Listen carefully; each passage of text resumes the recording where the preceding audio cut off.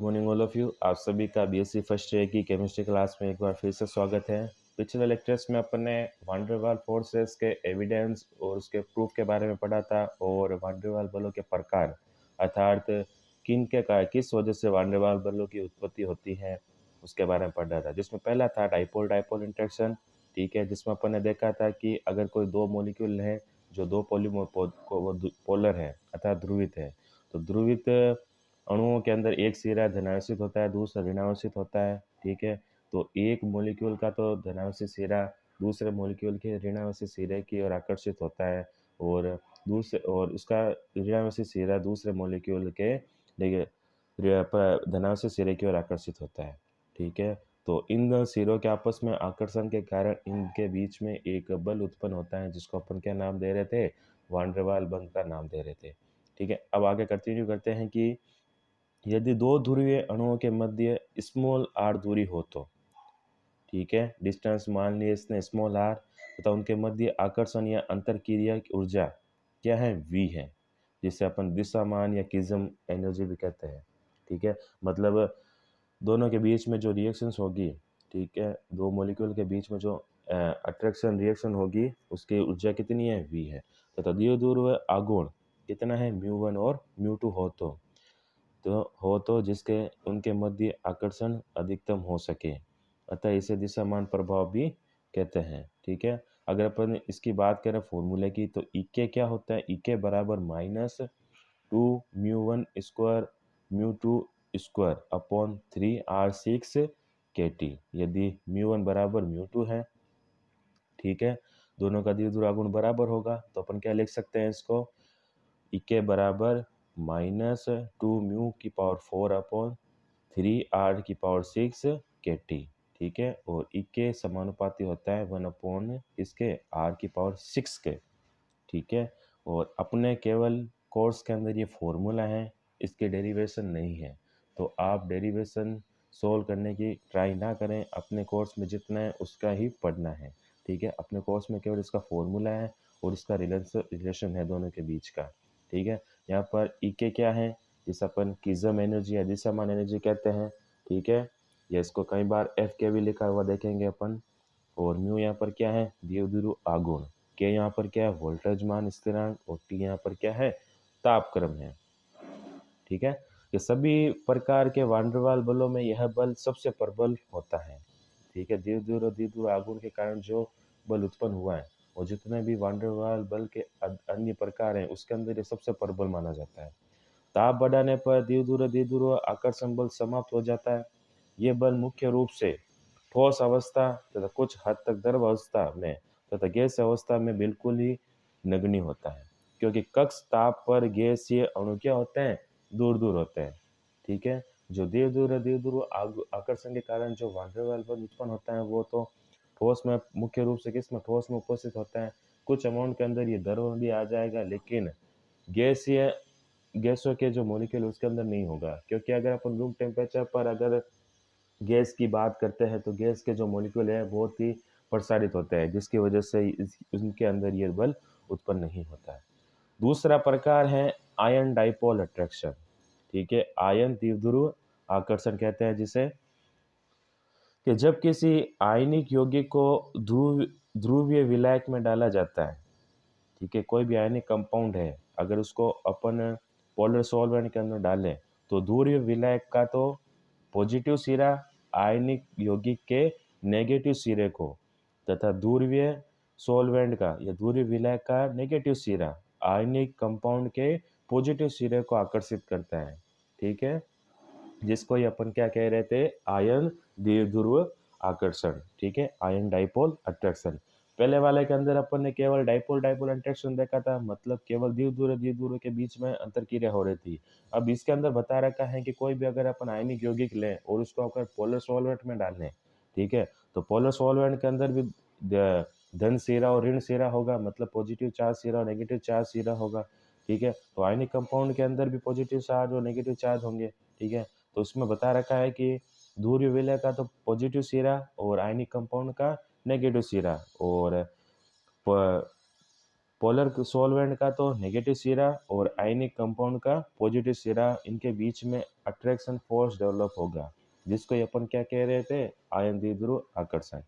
जैसे एग्जाम्पल लेके बता रखा है कि नमक NaCl को जल में डालने पर जल का धन सिरा किसकी ओर जाएगा, Cl माइनस आयन की ओर, तथा जल का ऋण सिरा किसकी ओर जाएगा, Na प्लस की ओर। इस प्रकार जल के अणु NaCl के चारों ओर से घेर लेते हैं तथा NaCl जल में घुल जाता है।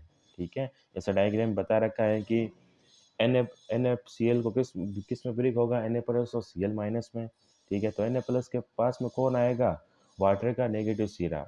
ठीक है, जिस मान लो ऑक्सीजन है, तो ऑक्सीजन है वो नेगेटिव सिरा है वाटर का, तो वो सोडियम के चारों तरफ इकट्ठा हो जाएगा। और Cl माइनस है तो वाटर का जो पॉजिटिव सिरा है अर्थात H प्लस है, वो Cl माइनस के चारों तरफ एकत्रित हो जाएगा, जिसकी वजह से जो नमक है वो पानी के अंदर घुल जाता है। इस आकर्षण बल का मान अगर अपन देखें फॉर्मूले के अंदर, तो क्या होता है, E बराबर minus Z plus minus mu upon 4 pi epsilon R square. ठीक है, तो यहाँ पर ई किसके समानुपाती है, 1/r स्क्वायर के। ठीक है, तो एप्सिलॉन, यहाँ पर एप्सिलॉन क्या है, परावैद्युतांक है। जेड प्लस माइनस यहाँ पर क्या है, आयनों पर आवेश है। म्यू यहाँ पर क्या है, द्विध्रुव आघूर्ण का मान है। और आर यहाँ पर क्या है, आयन व द्विध्रुव आघूर्ण के बीच में दूरी है। ठीक है, अर्थात जो दूरी जितनी ज़्यादा होगी, ठीक है, तो ई का मान आयन और द्विध्रुव के बीच में जो आकर्षण बल है उसका मान कम होगा। ठीक है, तो दूरी जितनी कम होगी बल का मान उतना ही ज़्यादा होगा। ठीक है, इसी आकर्षण बल के कारण आयनिक यौगिक जल में क्या होते हैं, घुलते हैं। ठीक है, तीसरा है द्विध्रुव प्रेरित द्विध्रुव आकर्षण बल, डाइपोल इंड्यूस्ड डाइपोल इंट्रैक्शन, या फिर इसको अपन कह सकते हैं आयन प्रेरित द्विध्रुव आकर्षण बल। ठीक है, इसे डीबाई ने स्पष्ट किया था। डीबाई नाम के कोई वैज्ञानिक थे, उन्होंने सर्वप्रथम इसके बारे में बताया था। इस प्रकार की आकर्षण अंतरक्रिया ध्रुवीय तथा अध्रुवीय मिश्रण में पाई जाती है। ठीक है, किसके बीच में होगा, पोलर तथा नॉन पोलर मिक्सचर के बीच में ये डेवलपमेंट होगा। ठीक है, जब कोई अध्रुवीय अणु ध्रुवीय अणु के संपर्क में आता है तो ध्रुवीय अणु का धन सिरा अध्रुवीय अणु के गतिशील इलेक्ट्रॉन को आकर्षित करता है, क्योंकि इलेक्ट्रॉन पर क्या है, नेगेटिव चार्ज है, जिससे कि अध्रुवीय अणु में भी ध्रुवता आ जाती है।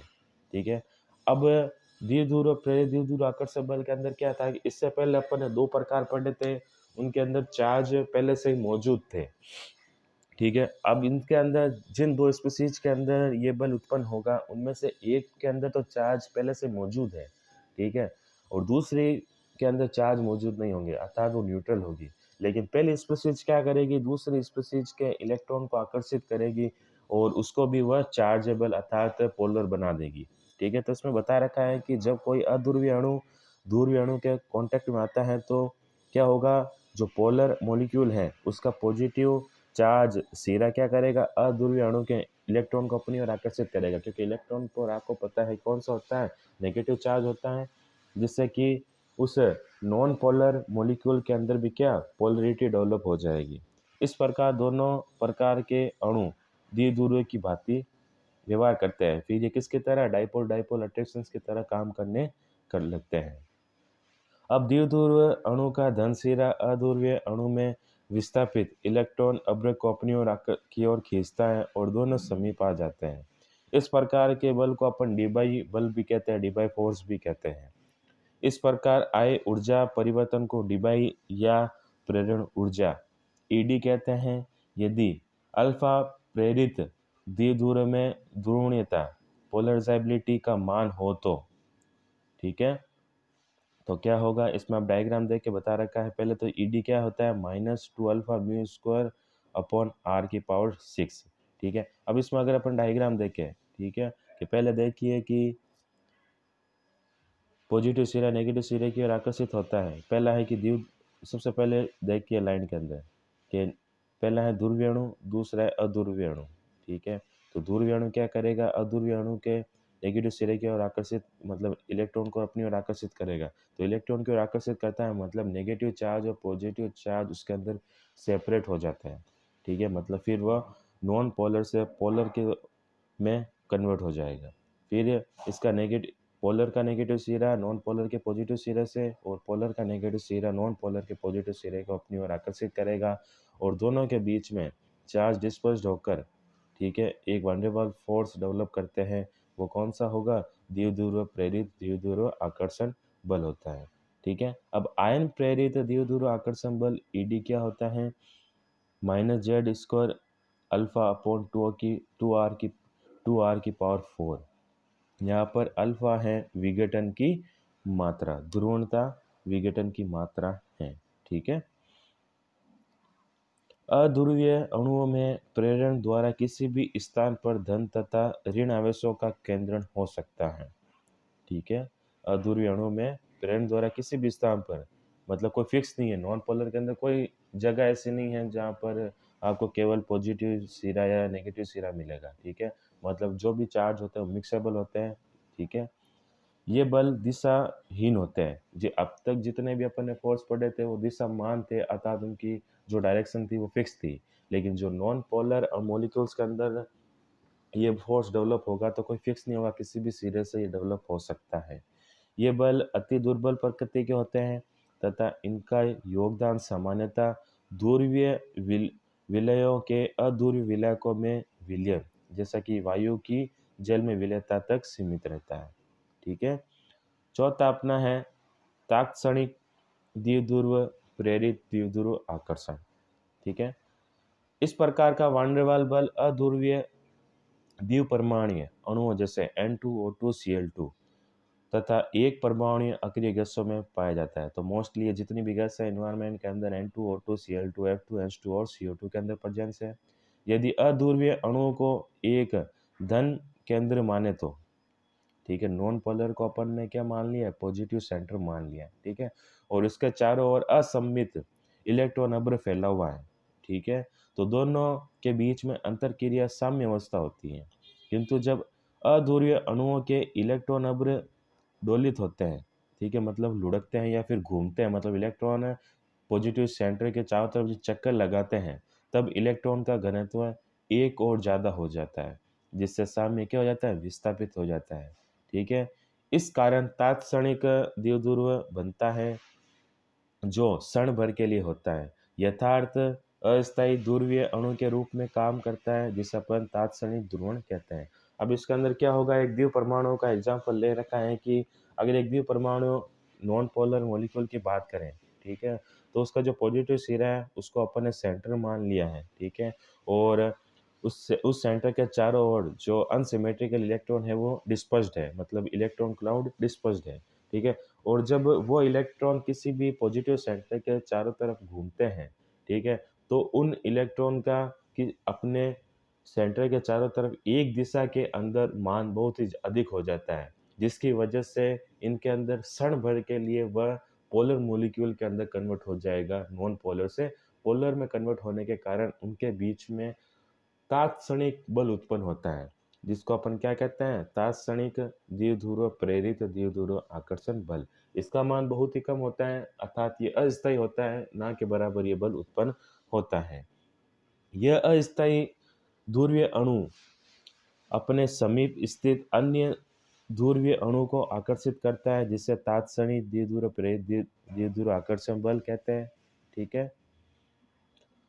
ये डायग्रामेटिकली रिप्रेजेंटेशन भरा बता रखी है कि नेगेटिव चार्ज है, नेगेटिव चार्ज है, ठीक है। अब ये पॉजिटिव और नेगेटिव के अंदर वापस से कन्वर्ट हुआ, ठीक है। मतलब पहले नॉन पोलर था, नॉन पोलर के अंदर चार्ज फिक्स नहीं होते हैं, ठीक है। बाद में जब इसके एक सिरे के ऊपर नेगेटिव चार्ज का मान बढ़ता है, अर्थात सेंटर में पॉजिटिव और उसके चारों तरफ क्या हुआ? नेगेटिव हुआ, ठीक है। तो वो नेगेटिव सिरा दूसरे किसी भी पोलर मॉलिक्यूल्स का कांटेक्ट में आएगा, ठीक है, तो नेगेटिव चार्ज एक तरफ आ जाएगा, दूसरी तरफ पॉजिटिव चला जाएगा, ठीक है। तो बाद में ये धीरे धीरे की तरह कार्य करने लगेंगे और इनके बीच में एक फोर्स डेवलपमेंट होगा, जिसे अपन वान डेर वाल फोर्स कहते हैं। इससे आगे का जो कंसेप्ट है हम अपने अगले लेक्चर्स के अंदर कंटिन्यू करेंगे। Thank you so much.